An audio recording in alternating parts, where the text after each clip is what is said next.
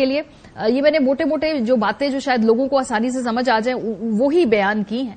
ذرا آپ تھوڑا مزید وضاحت سے بتائیے کہ یہ جو اس وقت ہمارے معیشت کے اشاریے ہیں عوام دوستوں نظر نہیں آ رہے ہیں. چلیں ایٹ لیسٹ یہ معیشت معاشی طور پہ ٹھیک تو ہے کہ یہ ڈائریکشن ٹھیک ہے کہ چلے تھوڑا عوام سہ لے لیکن ہم صحیح سمت میں ضرور جا رہے ہیں. جی ماریہ کوئی ایسا اشاریہ کوئی ایسے شمارات نہیں ہوتی کہ جو عوام دوست نہ ہو لیکن معیشت کو پھر بھی بہتر کریں. مطلب معیشت اچھی ہونے کا مطلب یہ ہوتا ہے کہ عوام کے لیے بہتری ہو ورنہ اس معیشت کا کیا فائدہ ہے. تو ایک جو آپ نے بتایا نمبر 42% انفلیشن کا میرے خیال سے 24% انفلیشن آیا تھا اکتوبر کے مہینے کا نومبر کے مہینے کا 24% آیا تھا ایئر آن ایئر اور منتھ آن منتھ وہ انفلیشن کا نمبر آیا تھا 2.7%. اس میں اگر آپ دیکھیں تو اربن فوڈ اور رورل فوڈ انفلیشن کا نمبر جو تھا وہ 1% سے کم تھا.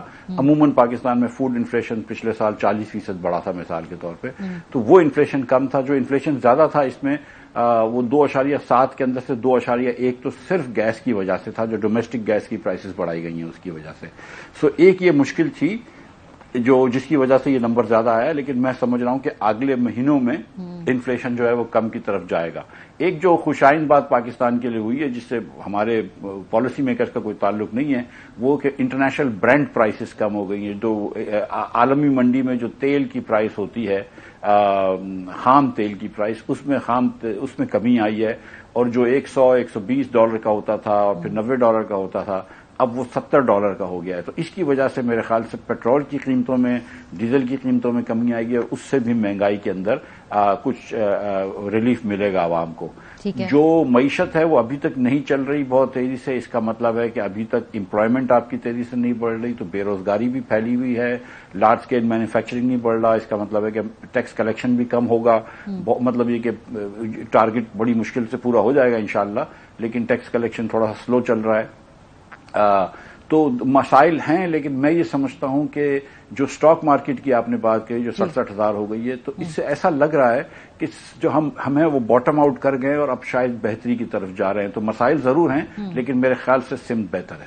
یہ جو اس دفعہ کا IMF پروگرام تھا یہ شاید اس ملک کی ہسٹری کا ٹرکیسٹ ترین تھا, جس کو فائنلائز ایک گورنمنٹ نے کیا, اوورسی ایک کیئر ٹیکر گورنمنٹ نے کرنا ہے. اس سے الیکشن بھی جڑا ہے, الیکشن کے بعد جو اگلی حکومت آئے گی اس نے اس کو آگے انشور بھی کرنا ہے تسلسل. سو اس کے اوپر اگر ہم دیکھیں تو اس پہ ایٹ لیسٹ پاکستان کو شاباش اپنے آپ کو دینی چاہیے کہ بھئی یہ بڑا ٹرکی تھا, یہ بڑا زیادہ اس میں ڈی ریل ہونے کے بہت چانسز تھے, but somehow we powered through. تو جو $70 کروڑ آئیں گے ڈاکٹر صاحب, آپ کو لگتا ہے کہ اس کے بعد جو اگلی حکومت ہے اس IMF پروگرام کمپلیشن کے پاس, اس کے پاس تھوڑا کوشن ہوگا؟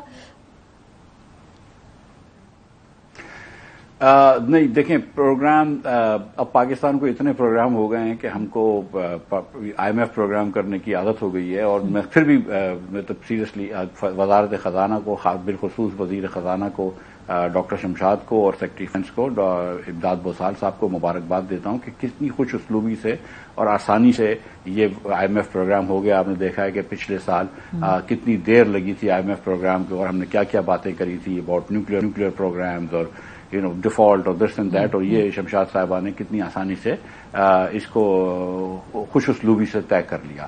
IMF کے $70 کروڑ ویسے تو بڑی رقم لگتی ہے, لیکن قومی معاملات میں اتنی بڑی بات نہیں ہوتی ہے. ہم کو یہ رقم لینے کے بعد بھی اگلا IMF کا پروگرام جو ہے اس پہ جانا پڑے گا, اس میں کوئی ڈاؤٹ نہیں ہے. اس کا بھی ایک پروگرام کا ایک اور آپ کو وہ کرنا ہوگا, اسٹاف لیول اگریمنٹ, اس پروگرام کی بھی ایک ریویو باقی ہے. اور اس کے بعد جو نئی حکومت آئے گی اس کو فوراً نئے IMF کے پروگرام میں جانا پڑے گا. 3 سال پاکستان کو IMF کے پروگرام میں اور رہنا پڑے گا, اور اس کے بعد اگر ان 3 سالوں میں ہماری پالیسی بہتر ہوئی تو پھر انشاءاللہ تعالی شاید ہم IMF سے چھٹکارا لے کر آگے نکل سکیں گے. لیکن IMF پروگرام کے ساتھ جو سب سے بڑا زیادتی اس ملک میں ہے وہ کہ سیاسی جماعتیں سیاست کو سامنے رکھتی ہیں, جو اس ملک کی سیریس کمٹمنٹس ہیں انکلوڈنگ ود IMF, اس کو اس وجہ سے داؤ پہ لگاتی رہی ہیں. سو پرابلم یہ ہے کہ اب آپ آنے والے سالوں میں کچھ ماہ میں الیکشن بھی ہونا ہے, ایک نئی حکومت بھی بننی ہے, وہ قومی حکومت ہے, اتحادی حکومت بھی حکومت ہے, لیکن ظاہر سی بات ہے اس میں پھر آگے IMF پروگرام میں ہم نے بڑھنا ہے. تو یعنی کہ آگے والی حکومت کوئی فی الحال ریلیف دینے کی پوزیشن میں ہوگی نہیں, اور مزید بیلٹ ٹائٹ ہی ہوگی اگلے 6-8 مہینے میں. پھر देखिए, हर बजट में कोई ना कोई रिलीफ तो वजीर खजाना और वजीर आजम कोशिश करते हैं देने की। हमें ये समझना चाहिए कि जो रिलीफ हम दे रहे हैं वो कहां से फंड होती है। अगर वो रिलीफ हम आवाम के पैसों से ही फंड करते हैं, अगर हम मिसाल के तौर पर एक सेक्टर को टैक्स की छूट देकर किसी और सेक्टर को टैक्स लगा देते हैं, तो वो रिलीफ तो ना हुआ ना। मतलब हुकूमत कहीं से, मतलब किसी और से ही लेके दे रही है। और हमको ये देखना है कि रिलीफ किसको जा रही है। जैसे बिस्क का प्रोग्राम है, वो एक आपके पास डेटा है, गरीब तरीन पाकिस्तानियों को आप वो पैसे देते हैं, वो दुनिया भर में अप्रिशिएट होता है कि वो प्रोग्राम अच्छा है और उससे कि हकदार को हक मिलता है। इस किस्म की सब्सिडीज जो होती हैं, इसको IMF भी मना नहीं करता, वर्ल्ड बैंक भी इंकरेज करता है, दूसरे ममालिक इस पे आपको लोन देने के लिए भी तैयार होते हैं, दूसरे इंस्टीट्यूशन से। लेकिन जब आप बड़े अशराफिया के लोगों को मराते देने लगते हैं, आप रियल एस्टेट के टैक्सेस के ऊपर छूट दे देते हैं, रियल एस्टेट के ऊपर एमनेस्टियां दे देते हैं, एग्रीकल्चर के ऊपर टैक्स नहीं लेते, सर्विसेज के ऊपर टैक्स नहीं लेते, दुकानदारों से टैक्स नहीं लेते, तो वो फिर जो है ना, ये मरात जो है ना, ये हमने अपने हिस्ट्री के अंदर देखा है कि हमको ये मराते ले डूबी हैं। गरीब तो पाकिस्तान में बहुत गरीब है और उसको अगर थोड़े से पैसे देते हैं तो सच्ची बात है कि दुनिया भी मना नहीं करती और वैसे भी हमको देना चाहिए, क्योंकि जब तक हम गरीब को ऊपर नहीं लेकर आएंगे हम तरक्की नहीं कर सकेंगे। और मिडिल क्लास भी इसकी बड़ी कीमत अदा कर रही है। हमने देखा है कि जिस तरह उनको टैक्सेस वगैरह देने पड़ रहे हैं, लेकिन मिफ्ता साहब ये सब तो आप भी नहीं कर पाए थे। टैक्स वो आपने ट्रेडर्स पे लगाने की कोशिश की थी, टैक्स नहीं लग पाया। सो ये क्या इतना मुश्किल काम है कि कोई भी सियासी हुकूमत ये काम नहीं कर पाती है और शायद अगली भी ये ना कर पाए? नहीं, कोई इतना मुश्किल काम नहीं है। हमने लगा दिया था, फिर सियासत उसको सामने आड़े आ गई और वो भी एक इंटरनल सियासत थी। इतना मेरे नहीं ख्याल है कि दुकानदारों का भी इतना, मैं आपको सच बताऊं, कोई इतना स्ट्रेस नहीं था। दुकानदार भी मान जाते अगर हम थोड़ा सा उस पर रहते, लेकिन हमारी इंटरनल पॉलिटिक्स सामने आ गई।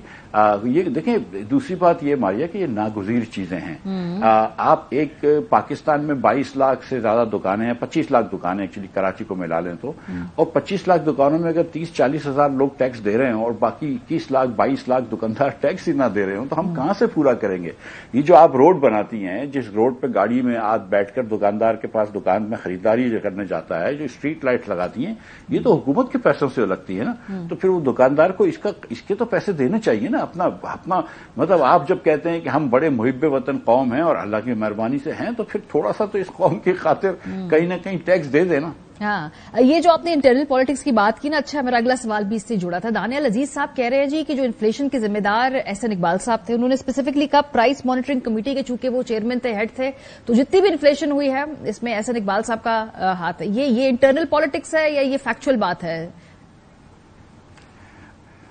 इससे फैक्चुअल बात से इसका कोई ताल्लुक नहीं है। एहसन इकबाल का कोई जिम्मेदार नहीं है इन्फ्लेशन का। वो प्लानिंग के वजीर हैं। वो उनका प्राइस मॉनिटरिंग कमेटी का ये काम होता है कि जो प्राइस, मिसाल के तौर पर सूबे वगैरह प्राइस मॉनिटर करते हैं अब तो, और जो प्राइस हुकूमत की होती है, एक मिसाल आपको दे रहा हूं कि अगर हुकूमत ने कहा कि 120 रुपए का आटा बिकना चाहिए, ठीक है, तो वो देखेंगे कि हर जगह 120 का बिक रहा है। या उन्होंने अगर हुकूमत ने कहा कि भाई 285 रुपए का पेट्रोल बिकना चाहिए, तो ओगरा हो या प्राइस मॉनिटरिंग कमेटी वो देखेगी कि हर जगह 285 रुपए का पेट्रोल बिकना चाहिए। अब पेट्रोल 285 का हो या 150 का हो तो प्लानिंग मिनिस्ट्री नहीं करती ना, वो तो फाइनेंस मिनिस्ट्री या दीगर मिनिस्ट्री है वो करती है।